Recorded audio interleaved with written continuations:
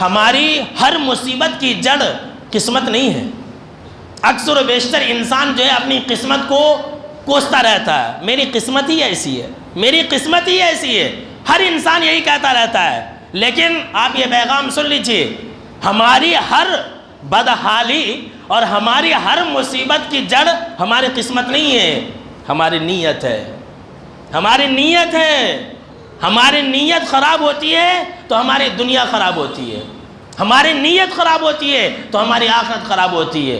اور نیت ایک ایسی چیز ہے کہ جتنی جلدی ایک انسان کی نیت بدل سکتی ہے اتنی جلدی دنیا کی کوئی چیز بدل نہیں سکتی ہے۔ جانتے ہیں بسا اوقات ایسا ہوتا ہے کہ ایک انسان مکہ جاتا ہے، ایک انسان مدینہ جاتا ہے، اللہ کے گھر کا دیدار کرتا ہے، طواف کرتا ہے، کعبہ دیکھ کر کے بھی انسان وہ چیز حاصل نہیں کر پاتا ہے جو چیز ایک انسان اپنے گھر میں رہ کر کے اپنی نیت کی وجہ سے حاصل کر لیتا ہے۔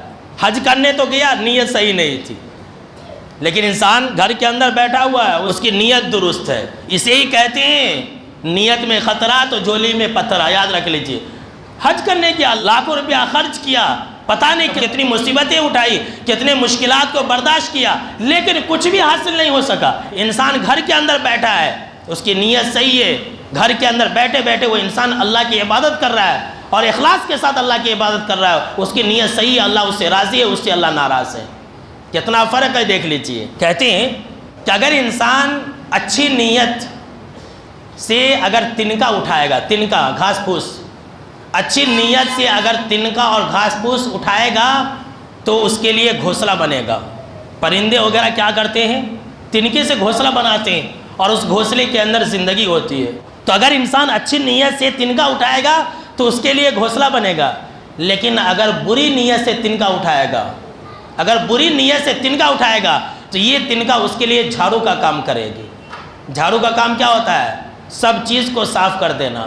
تو یہ بری نیت بھی ایسی ہی ہے، ہماری زندگی کے تمام چین و سکون کو کھا کر کے ختم کر دیتی ہے، جھاڑو مار دیتی ہے، صاف کر دیتی ہے۔